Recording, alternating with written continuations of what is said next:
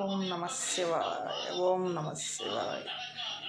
శ్రీ శివ పార్వతుల కళ్యాణం 17/11/2025 సాయంత్రం 5 గంటలకు ఏసీ సుబ్బారెడ్డి స్టేడియం, నెల్లూరు జరుగుతుంది. అందరూ తప్పకుండా రావాలి.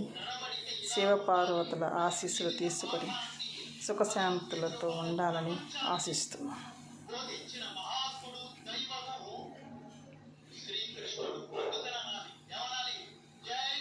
ఓం నమ శివాయ.